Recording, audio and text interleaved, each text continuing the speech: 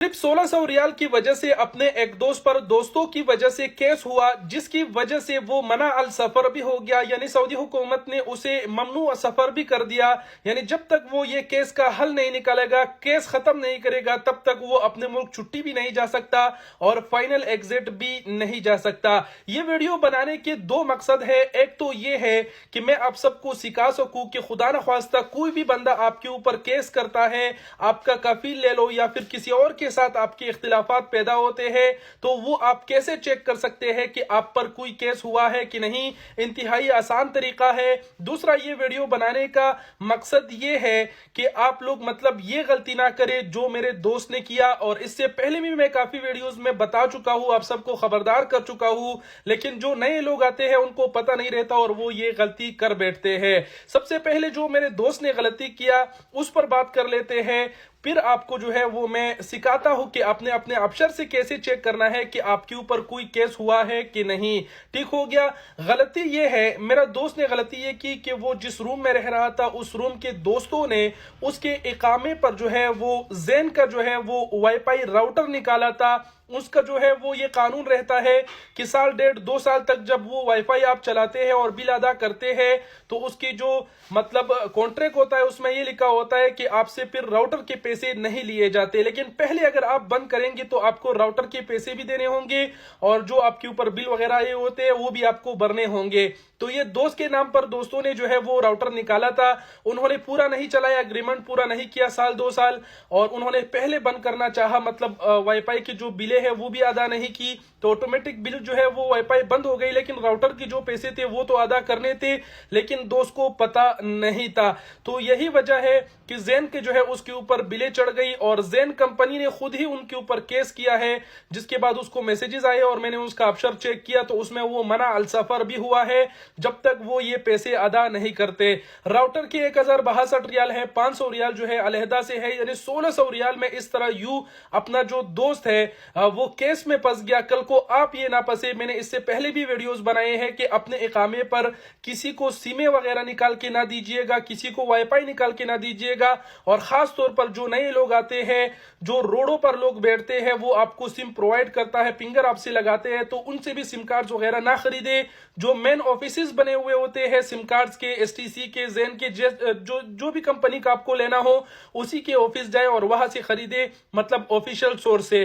ठीक हो गया। एक पॉइंट ये क्लियर हो गया। इस चीज का खास ख्याल रखिए। अगर आप इस चीज का ख्याल नहीं रखते, दोस्तों को अपने इकामे पर सिम कार्ड निकाल के देते हैं या फिर रास्ते से सिम कार्ड खरीदते हैं, तो आपके साथ भी ऐसा मसला पेश आ सकता है। तो ये जरूरी पॉइंट था, पहले आप लोगों को समझाया। हो सके तो इस पॉइंट को मजीद दोस्तों के साथ जरूर शेयर कीजिएगा।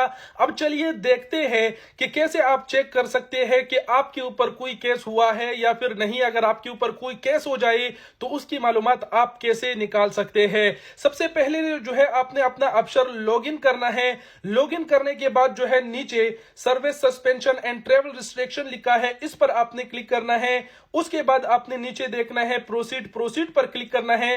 प्रोसीड पर क्लिक करने के बाद देखिए अब यहां पर एक केस जो है वो शो हो रहा है, उसकी तारीख भी लिखी गई है वगैरह तमाम तरह डिटेल्स, जिसके सामने डिटेल्स लिखी गई है ग्रीन कलर के पट्टे पर। यह पट्टा अगर इस तरह का शो हो रहा है तो इसका मतलब यह है कि आपके ऊपर केस है। यहां पर अगर कोई तारीख, और ये देखिए लास्ट में जो महकमा तनफीज लिखी गई है खामिस मस्जिद, ये वाकई खामिस मस्जिद की है, मतलब वहां पर उन्होंने राउटर वगैरह निकाला था। दोस्त अभी अपने रियाज में है, तो इस तरह की अगर कोई डिटेल शो नहीं हो रही तो इसका मतलब आप पर कोई केस नहीं। लेकिन यहां पर अगर कोई डिटेल इस तरह शो हो रहा है तो लास्ट में आप देखिए डिटेल लिखा गया है। डिटेल्स पर जब आप क्लिक करेंगे तो आपको डिटेल शो हो जाएगा। देखिए डिटेल पर क्लिक करने के बाद यहां पर मुकम्मल डिटेल शो हो गया, केस नंबर भी शो हो गया। इसमें यह भी लिखा गया है नीचे तारीखें आप देखिए, स्टार्ट डेट और एंड डेट जो है दोनों लिखी गई है।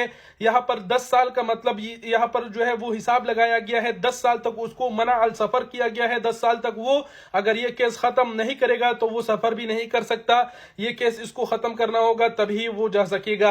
अब यहां पर मना अल सफर है। बाज केसों में ऐसे होता है कि मना अल सफर की जगह इकाफ अल खदमात लिखे हुए होते हैं। इकाफ अल खदमात का मतलब ये होता है कि वो आपकी तमाम तर चीजें रोक देते हैं, बैंक कार्ड तमाम तर चीजें फिर काम नहीं करते। यहां पर सिर्फ मना अल सफर है तो ये सफर नहीं कर सकता, लेकिन इसका जो सिस्टम है वो एक्टिव है, चल रहा है। अब इसके ऊपर जो बिले है एक केस का एक तरीका ये भी है कि नाजिस की तरफ से जो है वो आपको मैसेजेस भी आ जाते हैं। अगर कोई आपकी इकामे के ऊपर केस वगैरह करता है और इस इकामे के ऊपर आपका नंबर अगर अफसर में रजिस्टर है तो आपको मैसेज भी आ जाता है कि भाई आपके ऊपर ये केस वगैरह हुआ है। बाकी मालूमात जो इस केस का है वो नाजिस वेबसाइट पर भी जाकर आप देख सकते हैं, लेकिन यह सैंपल ही तरीका था कि आप अपने अफसर से जाके अपने ऊपर चेक कर सकते हैं कि आपके ऊपर कोई केस वगैरह तो नहीं है, आपके कफील ने नहीं किया या फिर किसी और ने तो नहीं किया है। तो ठीक है, ये चीजें जरूरी है, अपना जरूर चेक कीजिएगा। केस कोई भी आपके ऊपर कर सकता है।